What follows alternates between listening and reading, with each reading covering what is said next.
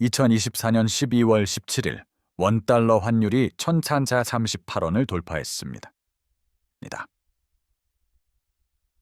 레고랜드 사태 이후 2년 만에 최고치입니다. 같은 날 한국개발연구원은 2025년 경제성장률 전망치를 2.0%에서 0.7%로 무려 1.6%포인트 하향 조정했습니다. 이는 여러분 4인 가족 기준으로 연간 최소 300만 원의 소득 감소를 의미합니다. 그런데 불과 3개월 전인 9월만 해도 환율은 1,130원이었습니다. 왜 정부와 중앙은행은 이 속도를 막지 못했을까요? 영상을 시작하기 전에 구독과 좋아요 부탁드립니다. 언론은 이렇게 말합니다. 한국은행이 금리를 인하하고 있으니 경기가 회복될 것이다. 정부는 2025년 GDP 대비 가계부채 비율을 90.5%로 관리하겠다고 발표했습니다. 고점인 99.2%에서 계속 하락하고 있으니 안전하다는 논리입니다. 겉으로 보면 모든 게 통제 가능해 보입니다. 여러분의 예금은 안전하고 연금도 지켜질 것처럼 들립니다. 그런데 이상한 일이 벌어지고 있습니다. 대한민국 500대 기업을 대상으로 한 조사에서 68%가 2025년 투자 계획이 없거나 미정이라고 답했습니다. 2024년과 비교하면 투자 계획 미정 기업이 6.9%포인트나 증가했습니다. 기업들이 돈을 쓰지 않는다는 뜻입니다. 투자 계획을 세운 기업 중에서도 28.2%가 투자를 축소한다고 답했는데 투자를 확대한다는 기업은 고작 12.8%에 불과합니다. 만약 경제가 정말 안전하다면 왜 기업들은 정반대로 움직이고 있을까요? 여기서 계산을 해봐야 합니다. 정부가 말하는 GDP 대비 가계부채 90.5%라는 숫자는 사실 절반의 진실입니다. 이 통계에는 한국에만 존재하는 전세보증금이 빠져 있습니다. 2024년 기준 전세보증금은 약 756조 원입니다. 이를 포함하면 실제 가계부채는 2,400조 원이 넘고 GDP 대비 비율은 144%로 치솟습니다. 스위스 116.3%, 호주 109.6%, 캐나다 102.3%를 모두 제치고 세계 1위입니다. 상상해 보십시오. 여러분 가족이 연봉의 1.45배를 빚으로 지고 있는 상황입니다. 연봉이 5천만 원이면 7,250만 원의 빚을 진 셈이죠. 겉으로는 10%가 줄었다고 말하지만 실제로는 여전히 세계에서 가장 위험한 수준입니다. 정부가 말하는 20% 부채 감소는 실제로는 4%의 개선에 불과합니다. 여러분은 승리했다라고 생각하지만 실제로는 여전히 지고 있는 겁니다. 이제 세계의 충격파가 다가오고 있습니다. 첫 번째 충격파는 환율 폭등입니다. 영화관에 불이 났다고 상상해 보십시오. 처음에는 몇 명만 출구로 향합니다. 하지만 연기가 보이기 시작하면 모두가 동시에 달려갑니다. 지금 원달러 환율이 바로 그 연기입니다. 2024년 9월 1,310원이던 환율이 12월에는 1.38원까지 올랐습니다. 3개월 만에 128원, 거의 10%가 올랐습니다. 외국인 투자자들이 한국에서 돈을 빼기 시작했다는 신호입니다. 2025년 전문가들은 환율이 1,400원대 중반에서 움직일 것으로 전망하지만 최악의 경우 1,500원을 돌파할 수 있습니다. 환율이 1,500원이 되면 수입 물가가 폭등합니다. 여러분이 마트에서 사는 밀가루, 식용유, 고기 가격이 20% 오릅니다. 4인 가족 월 식비가 150만 원이라면 월 22만 원, 연간 264만 원이 추가로 나가는 겁니다. 기업들은 수입 원자재 비용이 급증해 생산을 줄이고 직원을 해고합니다. 실업률이 오르고 소비가 더 줄어드는 악순환이 시작됩니다. 두 번째 충격파는 금리 인하의 함정입니다. 한국은행은 2024년 하반기부터 기준금리를 인하하기 시작했습니다. 경기를 살리기 위해서라고 합니다. 그런데 문제가 있습니다. 금리가 내려가면 부동산 대출이 다시 폭증합니다. 실제로 2024년 상반기 주춤했던 가계대출이 다시 급증하기 시작했습니다. 주택담보대출은 1,192조 원으로 전체 가계대출의 61.4%를 차지합니다. 금리 인하는 마치 심장병 환자에게 달리기를 시키는 것과 같습니다. 단기적으로는 활력이 생기는 것처럼 보이지만 장기적으로는 심장마비를 일으킵니다.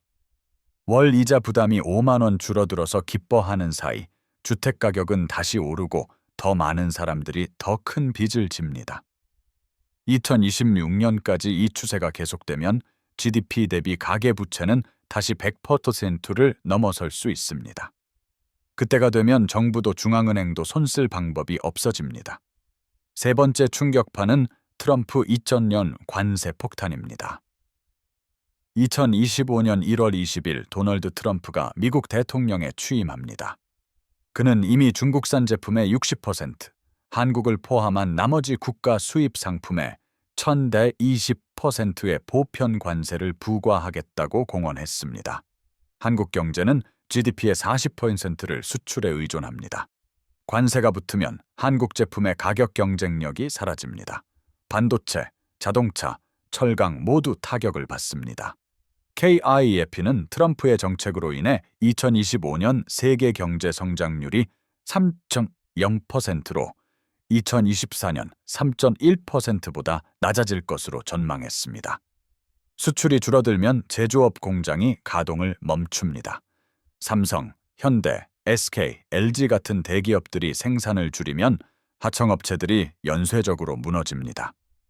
1997년 IMF 외환 위기 때처럼 한보, 기아, 대우가 무너졌듯이 에도 똑같은 일이 벌어질 수 있습니다. 1997년에는 30대 재벌 중 21개가 사라졌습니다. 수백만 명이 일자리를 잃었습니다.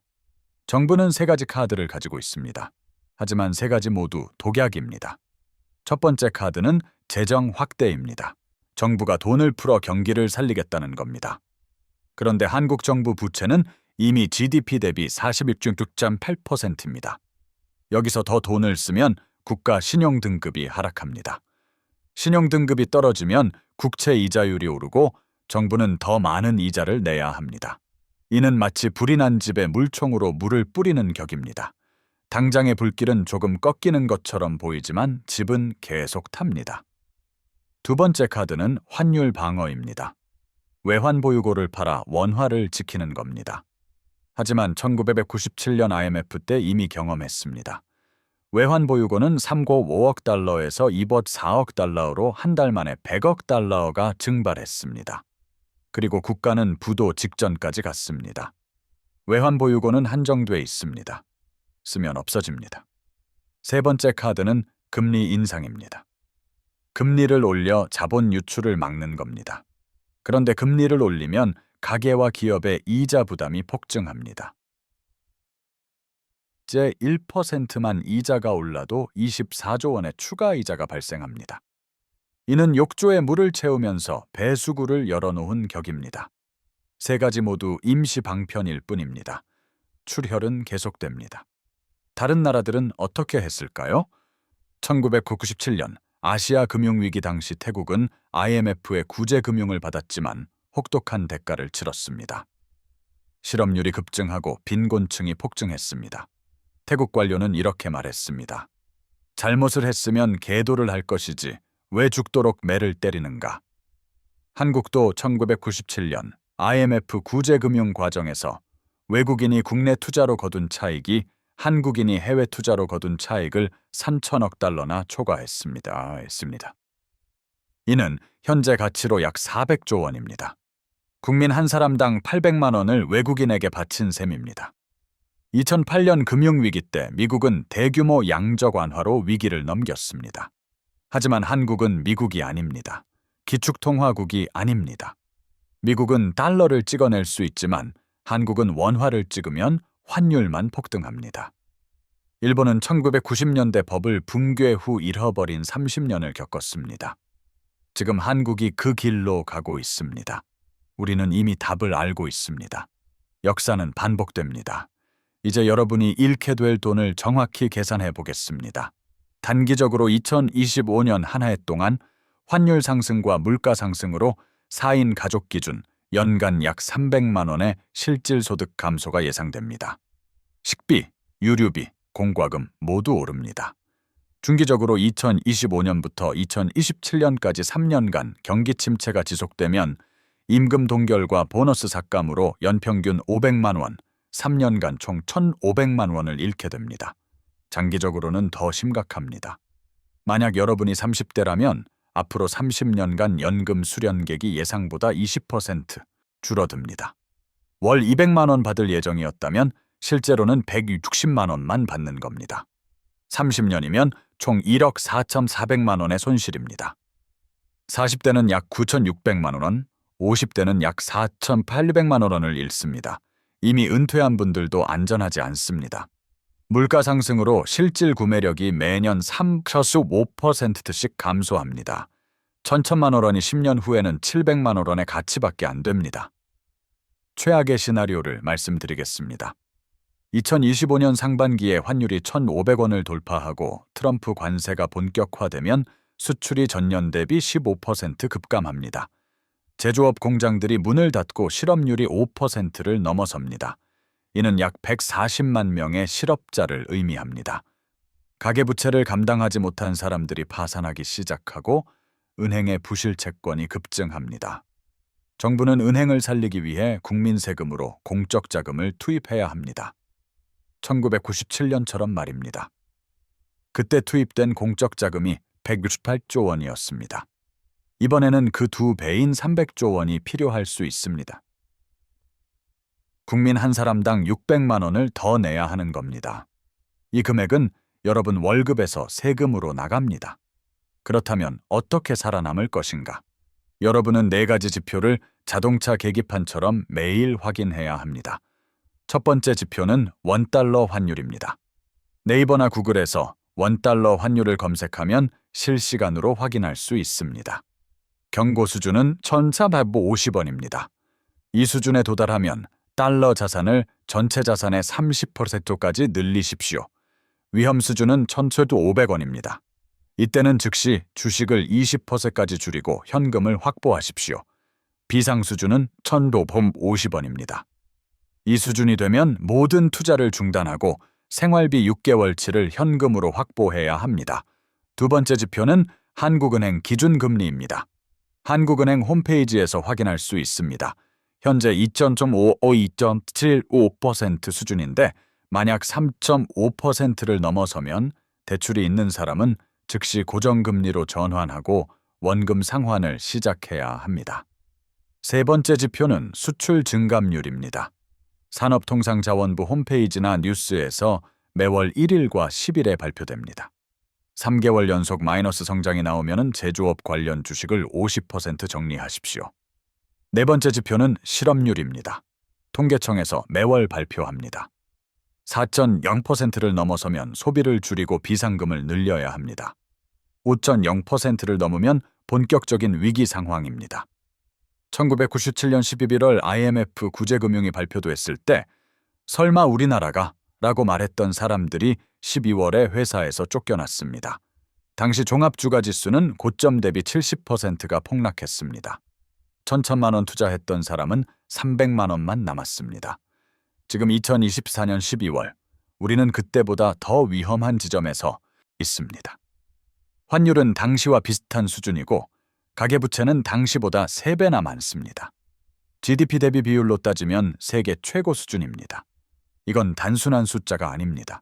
언제든지 터질 수 있는 폭탄의 뇌관입니다. 가계부채, 기업부채, 정부부채가 한꺼번에 폭발할 수 있습니다. 이것이 뇌관입니다. 하지만 준비하는 사람은 살아남습니다.